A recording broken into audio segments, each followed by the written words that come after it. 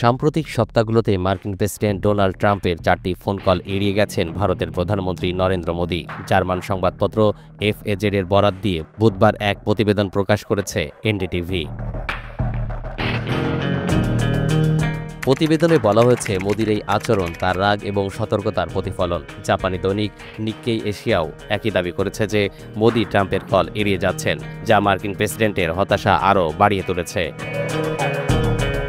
সম্প্রতি ট্রাম্প ভারতীয় পণ্যের শুল্ক দ্বিগুণ করেছে, 50%-এরও বেশি উন্নীত করেছেন, যা ব্রাজিল ও অন্য যে কোনো দেশের চেয়ে সর্বোচ্চ। রাশিয়া থেকে তেল কেনার জন্য ভারতকে অতিরিক্ত 25% কর দিতে হচ্ছে। ভারত জানিয়েছে তারা যুক্তরাষ্ট্রের চাপের কাছে নতি স্বীকার করবে না। কৃষকদের স্বার্থে কোনো আপোষ করা হবে না বলেও প্রতিশ্রুতি দিয়েছেন ভারতের প্রধানমন্ত্রী নরেন্দ্র মোদি। ওয়ালটন এখন দেশের সীমানা পেরিয়ে পৌঁছে গিয়েছে 50টিরও বেশি দেশে। ওয়ালটন, ঘরে ঘরে বিশ্বজুড়ে। আর ট্রাম্পের সঙ্গে কথা বলতে অনিচ্ছা তার ক্ষোভের গভীরতাকে স্পষ্ট করে।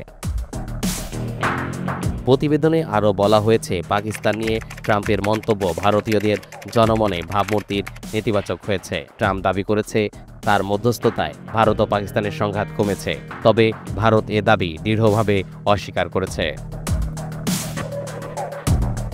এফএজেডের সঙ্গে আলাপকালে বিশ্লেষক মার্ক ফেজিয়ার বলেন, যুক্তরাষ্ট্রের ইন্দো প্যাসিফিক কৌশলে ভারতের উপর যে আস্থা রাখা হয়েছিল তা ভেঙে পড়েছে। নিউ ইয়র্কের নিউ স্কুলের ইন্ডিয়া চায়না ইনস্টিটিউটের সহপরিচালক ফেজিয়ারের মতে, ভারত কখনোই বেইজিংয়ের বিরুদ্ধে ওয়াশিংটনের পক্ষে দাঁড়ানোর পরিকল্পনা করেনি, বরং ভারত ও চীন বৈশ্বিক প্রভাব বিস্তার ও শিল্প উন্নয়নে অভিন্ন স্বার্থ ভাগ করে নেয়। আগস্টের শেষের দিকে সাংহাই কোঅপারেশন অর্গানাইজেশন সম্মেলনে যোগ দিতে চীন যাচ্ছেন ভারতের প্রধানমন্ত্রী নরেন্দ্র মোদি। এটি হবে তার প্রথম চীন সফর, যা বেইজিংয়ের সঙ্গে সম্পর্ক মেরামতের প্রচেষ্টা হিসেবেও দেখা হচ্ছে। তরিকুল ইসলাম, এনটিভি অনলাইন।